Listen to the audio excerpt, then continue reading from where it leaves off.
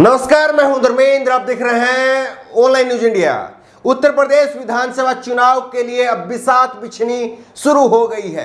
कौन कहां से लड़ेगा, कौन क्या करेगा, ये जानकारी धीरे धीरे लोगों के सामने आ रही है। लेकिन इसी बीच में एक बड़ी खबर उत्तर प्रदेश में पूर्व मुख्य सचिव रहे, योगी आदित्यनाथ के चहेते और भरोसेमंद अधिकारी रहे अनूप चंद्र पांडे को इलेक्शन कमिश्नर नियुक्त किया गया है। देश का इलेक्शन कमिश्नर नियुक्त किया गया है और अभी अगले साल देश में उत्तर प्रदेश में भी चुनाव होने हैं।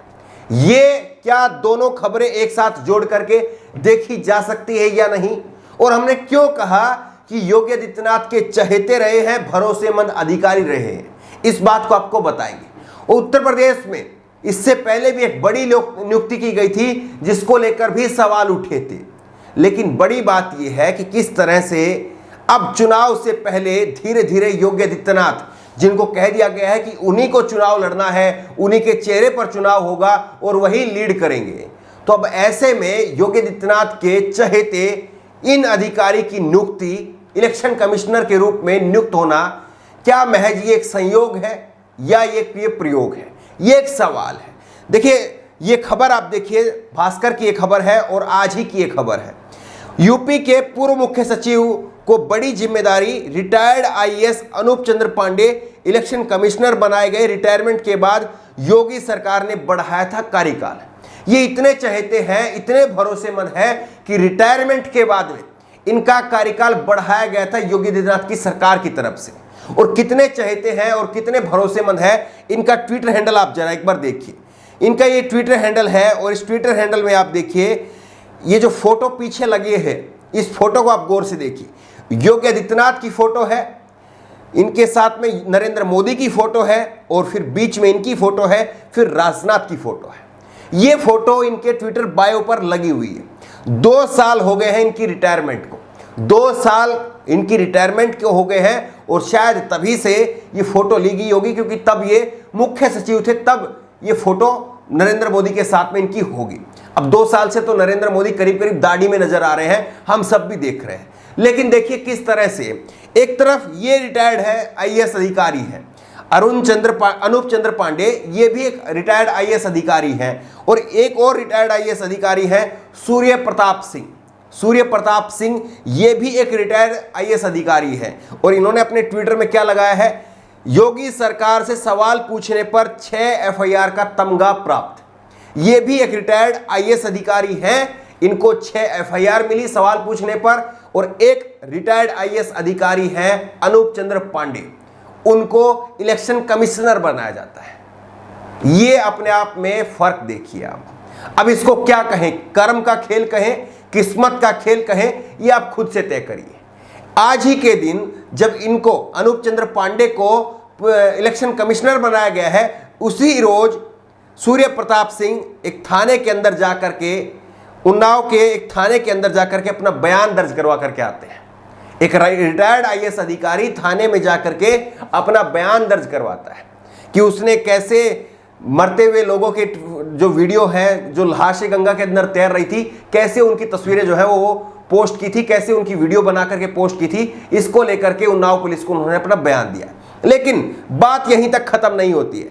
आपको सबसे पहले जो है वो इन आईएएस अधिकारी के बारे में विस्तार से बताते हैं, और इसके बाद में आपको कुछ एक फैसले योगी आदित्यनाथ सरकार के, देश की सरकार के, मोदी सरकार के, वो बताएंगे कि कैसे उनके फैसलों के ऊपर सवाल खड़े होते रहे हैं।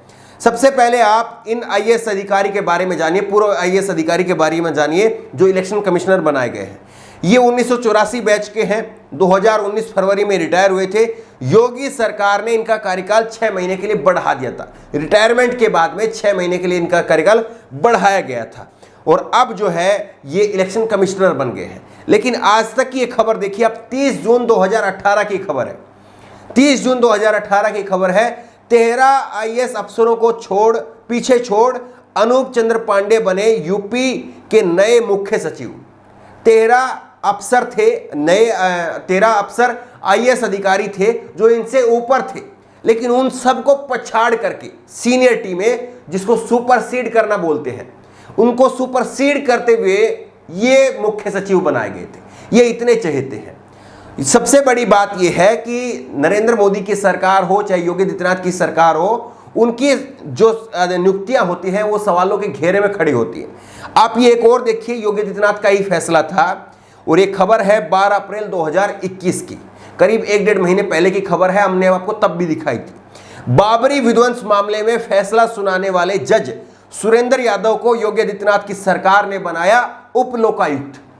सुरेंद्र यादव जिन्होंने 32 आरोपियों को बरी कर दिया था, जिन्होंने बाबरी विध्वंस के मामले में जिनके ऊपर मुकदमा चल रहा था, बाबरी मस्जिद को ढहाने के बारे में मुकदमा चल रहा था, उन 32 आरोपियों को बरी कर दिया था। और इन 32 आरोपियों में कौन कौन था? इन 32 आरोपियों में लाल कृष्ण आडवाणी, उमा भारती, मुरली मनोहर जोशी और ये कल्याण सिंह जैसे बड़े नेता जो हैं, वो 32 बड़े नेता आरोपी बनाए गए थे, उनके ऊपर केस चल रहा था, उनको बरी करने का काम किया था। और उसके बाद में सीबीआई के इस जज को, सुरेंद्र यादव को, उत्तर प्रदेश की योगी आदित्यनाथ की सरकार ने उप लोकायुक्त नियुक्त किया था। इसके बाद में एक और फैसला देखिए आप, मोदी सरकार का फैसला। मोदी सरकार का ये फैसला है, ये खबर है 3 जून 2021 की, जनसत्ता की खबर है। सुप्रीम कोर्ट में जज रहते हुए मोदी को जीनियस बताने वाले अरुण मिश्रा बने एनएचआरसी के चीफ। इनको चीफ बनाया गया। इन्होंने क्या कहा था? इन्होंने मोदी सरकार की प्रशंसा करते हुए, सुप्रीम कोर्ट के जज रहते हुए प्रशंसा की थी और प्रशंसा करते हुए कहा था कि नरेंद्र मोदी जीनियस है, बुद्धिशाली है, जीनियस व्यक्ति है, उनका कोई तोड़ नहीं है, कोई बराबरी नहीं है, कोई टक्कर नहीं है, ये कहा था। उनको जो है वो एनएचआरसी का चीफ बना दिया। अब आप बताइए कि किस तरह से नरेंद्र मोदी की सरकार हो चाहे योगी आदित्यनाथ की सरकार हो, इनकी सरकारों के जो नियुक्तियां हैं उनको लेकर के लगातार सवाल खड़े होते हैं कि आखिरकार रिटायरमेंट के तुरंत बाद में इस तरह के पद वो आखिरकार कैसे मिलते हैं। और सबसे बड़ा सवाल ये है कि उत्तर प्रदेश के अंदर चुनाव है, उत्तर प्रदेश के ही पूर्व मुख्य सचिव रहे हैं, इनको इतनी बड़ी जिम्मेदारी मिली है, तो क्या चुनाव निष्पक्ष हो पाएंगे? हम पूरी उम्मीद कर रहे हैं कि चुनाव निष्पक्ष होंगे और इनका चुनाव से कोई लेना देना नहीं है। ये एक नॉर्मल प्रक्रिया के तहत ही ये सब कुछ हुआ होगा, हम ऐसा मान करके चल रहे हैं। लेकिन फिर भी क्या चुनाव निष्पक्ष हो पाएंगे? और क्या जिस तरह से योगी आदित्यनाथ की करीबियत थी इनके साथ में, क्या चुनाव में इसका कोई फर्क होगा? ये तो वक्त ही बताएगा। बहरहाल इस खबर को लेकर के, इस वीडियो को लेकर के और जिस तरह से योगी आदित्यनाथ के पूर्व मुख्य सचिव को अब इलेक्शन कमिश्नर बनाया गया है, इसको लेकर के आपकी राय क्या है? नीचे कमेंट बॉक्स में अपनी राय जरूर दें और इसी तरह की तमाम खबरों के लिए ऑनलाइन न्यूज इंडिया को सब्सक्राइब करें, साथ में जो बेल आइकन है घंटी है उसको जरूर दबाएं ताकि जैसे कोई वीडियो अपलोड करें उसकी नोटिफिकेशन आपको तुरंत मिल सके।